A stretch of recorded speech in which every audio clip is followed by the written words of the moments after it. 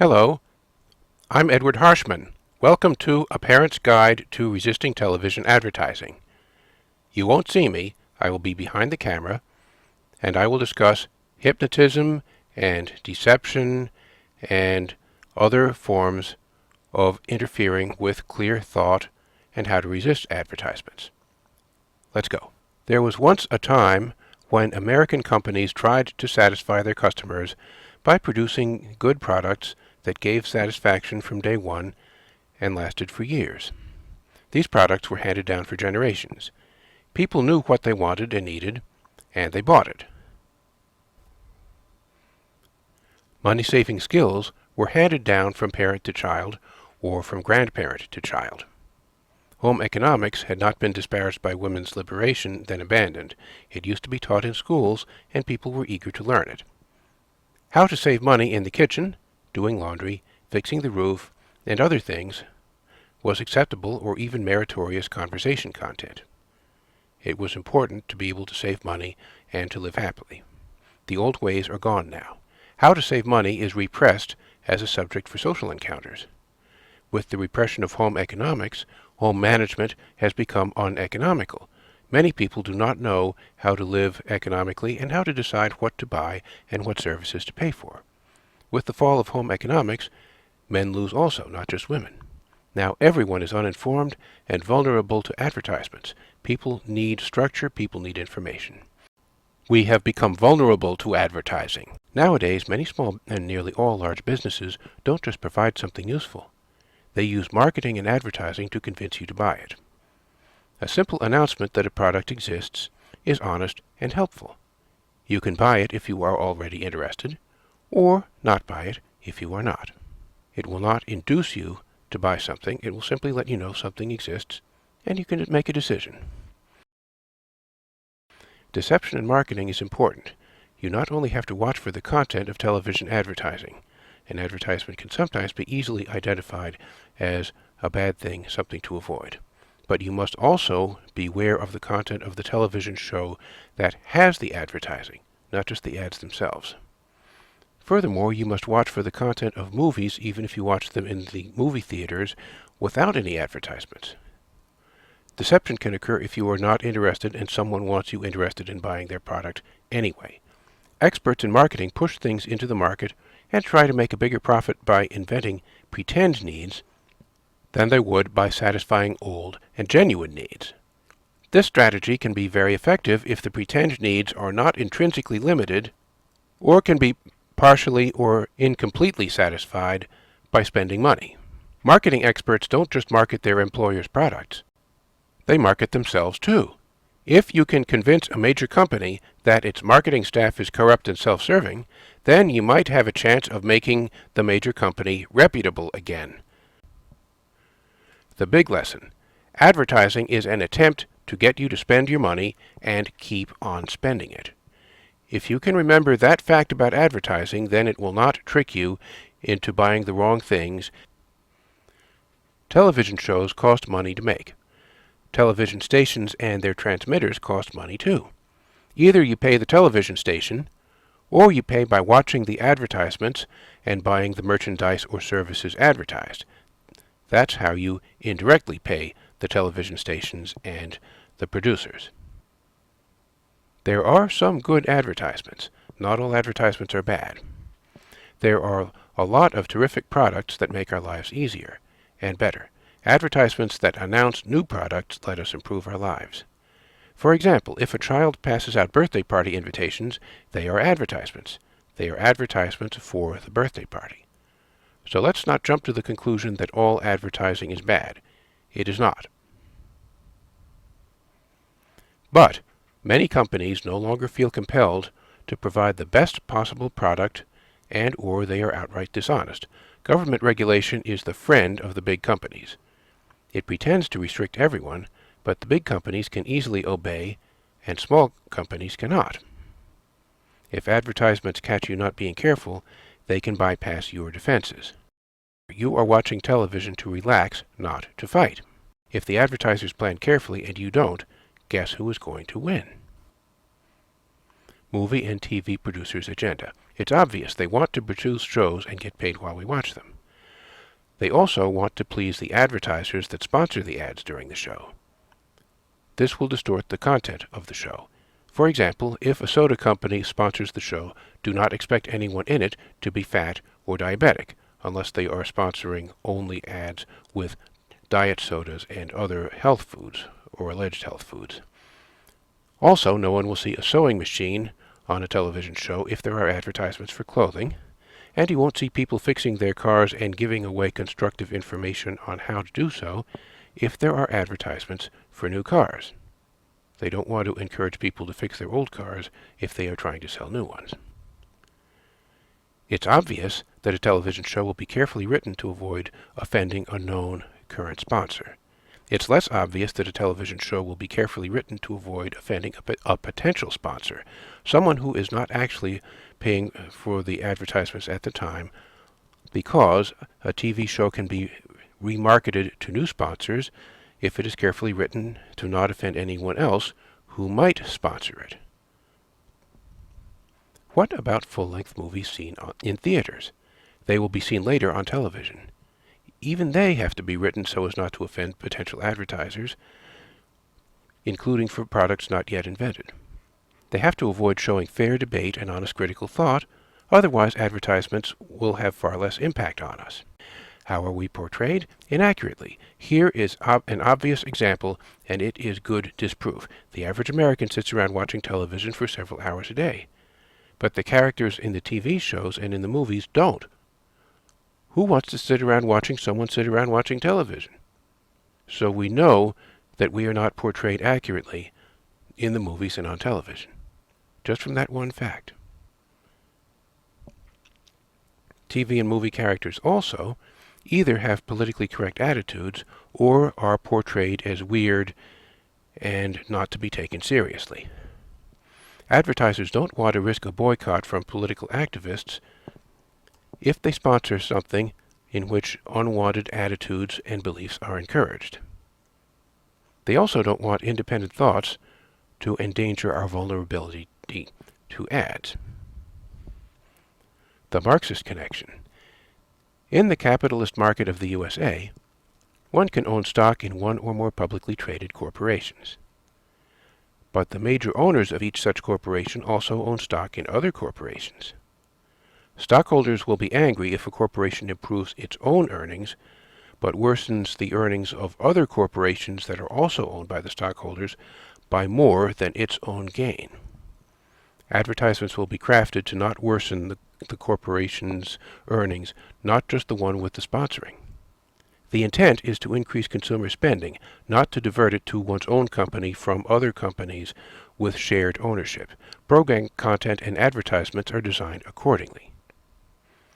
Recall how movies are being adapted and revised for new audiences, but the older versions are not offered for sale also. Why not? Why is the Disney company lobbying to prolong copyright durations so that movies don't fall into the public domain as fast as they are made? Not because of immediate sales revenue, of course. The old versions support a less malleable mindset. We can think of the interlocking ownership of major corporations through pension funds and IRA management, fund management, mutual funds, and things like that as big capital. By this model, we are the proletariats, and it is our duty to arise and throw off our chains. We should spend money for good cause, not to stimulate someone else's economy. This does not mean that capitalism is a bad thing. It isn't. It does mean that we should not be complacent and turn over all of our money management to agents. How the advertisements work. They are not simple announcements of products and services. They use hypnotic techniques to make us suggestible. They create links to criteria that we value. They create pretend needs when we don't have genuine needs. Weapon number 1, hypnotism. Ordinary old-time shows that were not dominated by advertisements and potential advertisements have a steady camera and long scenes, maybe 15 seconds. Advertisements have shorter scenes, perhaps 5 or 6 seconds, and the camera often moves by panning or zooming. These changes are no accident. There's a reason for them. The mind must reorient to what is shown with every scene change. It's not like blinking, which you decide when to do with your own eyes. If the reorientation happens often enough, it becomes a continuous or nearly continuous process, and the brain must forget defenses against advertisements and against hypnotism to be oriented at all. Ever notice that some scenes begin with a change of place? Room, house, office, outdoors, a change of location where things are about to happen? If the scene starts with a close-up, then you have to guess what else is in the setting. If you guess wrong, then you get a sense of disorientation, of surprise when the camera zooms out. This disorientation weakens you. You see a close-up and make a guess as to what is around it. Then your guess is probably wrong. You are off balance as you change your awareness from your guess to the actual scene. It's a little bit like somebody telling you a fib and then, ha-ha, just kidding. Everyone has a good laugh, but there is the temporary disorientation. The close-up to wide angle is not only a technique of disorientation, it also has a component of extortion. It's as if the producer is saying, think as I tell you to, or be disoriented as a punishment. Ambiguous scenes, as with odd lighting, also disorient. Initial close-ups, ambiguous lighting, and similar disorientation pressure us to follow meekly wherever the producer leads us. If we try to supply content to what we see and hear, we are punished by being disoriented. If we don't, we are pleasing the advertisers, who like audiences that can easily be pushed around and induced to buy things. If there is a new scene introduced with a close-up, then you can avoid disorientation easily. Let your mind go blank with no preconceived idea as to what else is in the scene. Be passive. This blankness and passivity prevents disorientation, and it also erases defenses against advertising. This is what the advertisers intend. Sound is another weapon that is used. Hearing one voice or one sound source is easy to understand and to think about. It is very hard to hear and understand two conversations at once. Forcing two conversations on you, or one speech plus music, can overload your defenses. The outcome is even worse with the disorientation of frequent scene changes. Overloading you can induce a trance, a hypnotic trance. Making you reorient yourself as a camera unzooms from a close-up is one example of overloading. Multiple sound sources is another, and ambiguous lighting is a third.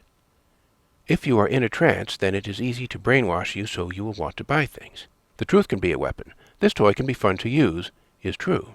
Weakening your defense with one correct fact, or one statement that is generally believed true, suggests that all the other statements are also true. Liars sometimes tell the truth, so you have to consider the facts one at a time. A trance with a post-hypnotic suggestion can help you spend money. Here is an example of hypnotism and trance that is going to save you money. Take a dollar bill and hold it, or take one debit or credit card and hold it. Then close your eyes. Imagine that you have just seen an advertisement for something, whatever it is, and it looks and sounds so wonderful. And the advertisement is so convincing you just have to have it. Holding onto your money or your credit card, you go to the store and you buy it. The store staff is friendly and enthusiastic. Everyone else seems to love that same thing. You take it home and you unwrap it. It looks good, but something has gone wrong. It does not work as well as it does in the advertisement. It does not work the way people in the ad said it would work. You are upset. You read the instructions and keep trying to make it work. You call the customer service number. Maybe you had to look long and hard to find it. Maybe it was busy the first 99 times you called. You follow orders and push buttons on the telephone, like a rat running through a maze in which the rat's time is of no consequence. It takes a long time to get through. Your valuable time is lost. You bring it back to the store. The store staff does not want to hear from you. You do not get another one in exchange for the one you bought. You do not get your money back. Now you are not only upset, you are also very angry. You decide this really won't do. So you will learn about the legal system and go to court. This costs more time and more money and means you have to wait a few months. When you return to court, the store's lawyer says you have to wait a few months more. And by now you are very sorry that you bought the thing and wish very much that you had your money back safely in your hand. You no longer care about the thing and whatever it was supposed to do. You simply wish that you had not bought the thing. You want the money safely back in your hand. Open your eyes. There it is. And you will be reminded of that chain of thoughts every time you have money or a credit card in your hand and you are thinking about buying something from an advertisement. You have just gone through a mental rehearsal of a purchase gone bad. It ended with a post-hypnotic suggestion linking holding money or a credit card with the remembrance of the mental rehearsal. This link, spending money to frustration, may deter you from spending money. Hypnotic processes in advertisements are intended to do the opposite. Weapon 2. Peer pressure. Children usually want to belong, to earn acceptance by groups of other children. Advertising that includes presentation of products by other children can use that tendency. The people in the ads are paid to be there, you have to remember. They may be lying, or they may be chosen because they really do believe in what is advertised and are telling the truth. Do not be swayed by pretend friends. Find out what your real friends are like. There seems to be a leader if there is peer pressure. Who? Maybe you can be the leader. Don't just follow. Exaggerated imagination. Is the toy strong? Does it move? Don't believe what you see. Toy manufacturers have defended showing non-moving toys in motion through trick photography by saying the child can imagine it moving. So then they show it moving on the screen even though it can't move, and they say it is perfectly all right to do so. Is it ethical? I don't think so.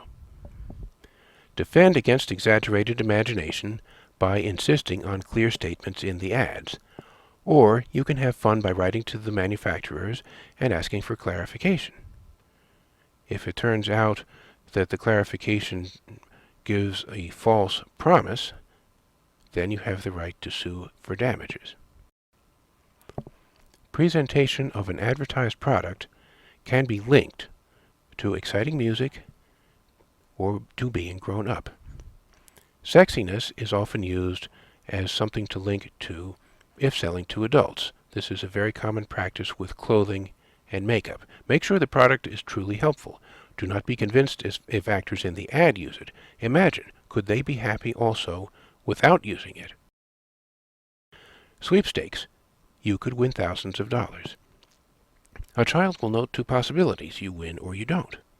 A child will often think that winning and not winning, the two outcomes, are equally probable. But they are not equally probable. Weapon 6. Ask your doctor. New drugs are more profitable to drug companies than old drugs.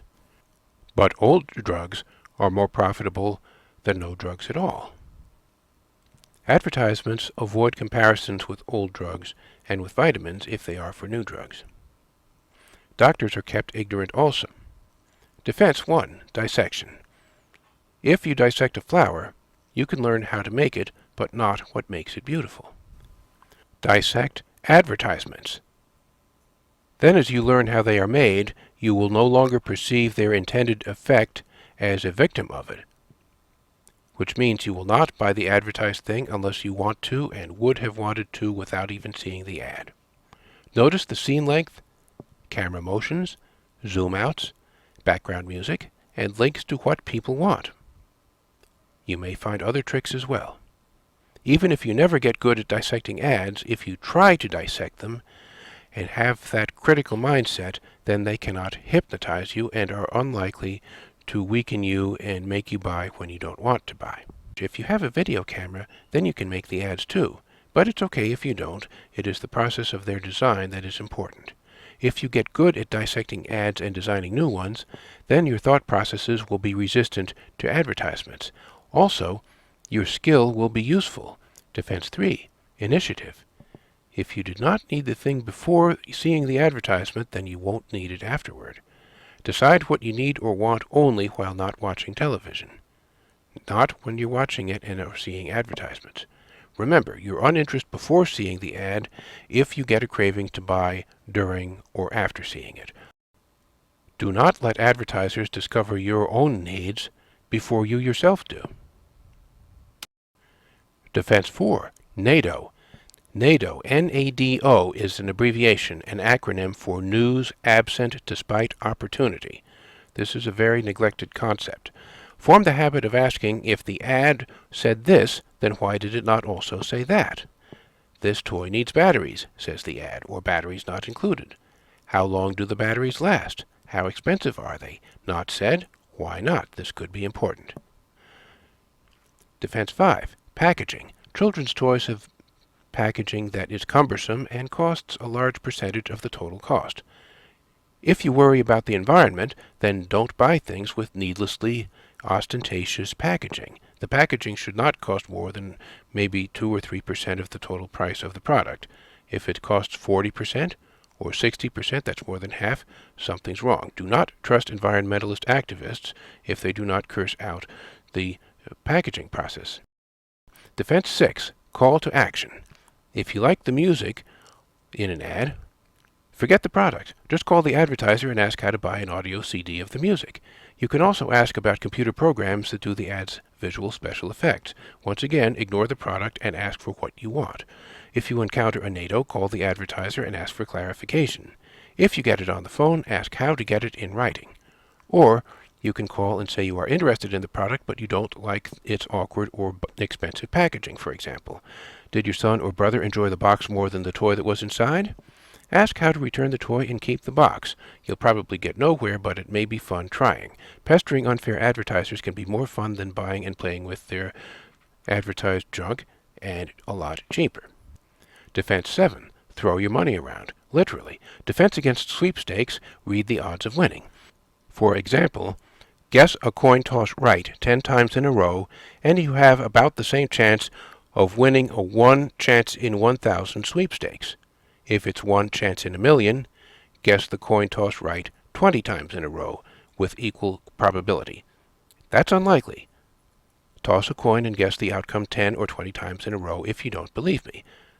Defense 8. Part of a cereals, drinks, etc. are described as part of a nutritious meal, but not as the nutritious part of the nutritious meal or good food in themselves. For example, if you sprinkle sawdust on fried eggs with bacon, the sawdust is part of a nutritious breakfast even though it is completely indigestible. Defense 9. Tell your doctor. Ask about a new advertised drug, if you wish, but also ask about cheap old drugs that do the same thing as the new drug, and natural remedies including dietary changes. Herbs, homeopath, whatever. Use the internet or find another doctor if your doctor has an unexplained preference for new drugs. There could be some behind-the-scenes marketing that the doctor doesn't want you to know about. Defense 10. Disclaimer. A disclaimer is a statement placed in an advertisement to protect against liability. It is a disclosure of something that is or might be a drawback. If it is hard to see or an announcer rushes through it, then the advertiser is trying to keep you from understanding it. If you see or hear a disclaimer, don't buy unless you are very sure of yourself. Partial satisfaction. Suppose you buy something and it completely satisfies a need. Then you are happy. Also, you don't need to buy it a second time or buy something like it anytime soon. You are happy, but you are no longer an active, perpetual customer. If you are hungry enough to eat 2 sandwiches, and you buy and eat one, then you will want to buy and eat another. The partial satisfaction after the first sandwich is because the need is accurately met, even though incompletely. It is soon completely satisfied. You won't need to buy a third sandwich. If you need a pair of shoes and buy a left shoe, then you will want to buy a right shoe. Your need is halfway satisfied, but if you buy another left shoe, that won't help. The first left shoe provides partial satisfaction, but more of the same will not help. If something provides partial satisfaction, then the natural reaction is to buy more of the same. Food cravings often work this way. If fattening foods give partial satisfaction, then someone can overeat because of the partial satisfaction and continue trying to satisfy completely, and obesity can result. If you will be partially unsatisfied whatever you do, then don't spend the money. Be unhappy and rich, not unhappy and poor. Infinitely stretchable criterion. Some things have clear specifications and fit clear needs. A CD player plays CDs. If you want one and you buy it, the need is satisfied. You are happy, and you're not about to buy a second CD player. Popularity, however, is potentially infinite. Everyone can, in theory, become more popular. This fact means that it is possible to spend considerable time and money on popularity without a known endpoint. How attractive is attractive enough? How rugged is rugged enough? How beautiful is beautiful enough? These criteria have no obvious endpoints, and advertisers can trick you into pursuing an infinitely elusive target, one you can never ever reach if you are not careful. If the need that an advertiser tries to satisfy has a vague endpoint like this, then it's up to you when you feel it has been satisfied enough.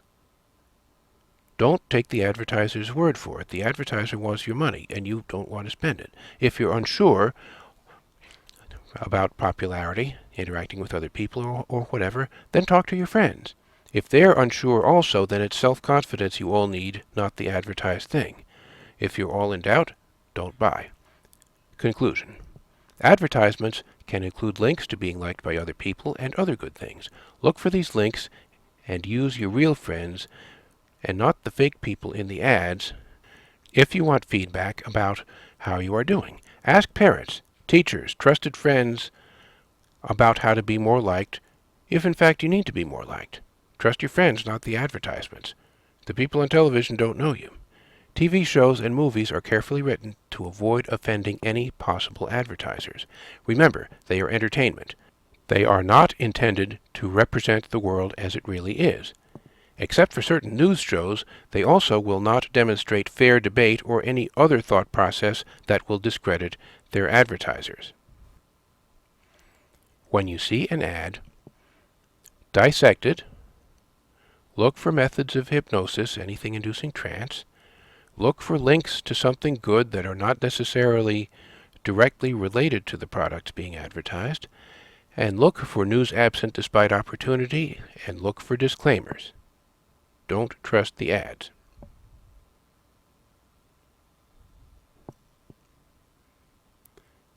Consider pestering an advertiser by asking for a CD of the music, or the computer software that generates the special effects. Consider asking for clarification if there is a news absent despite opportunity or a disclaimer. Make a game of it. This is free entertainment.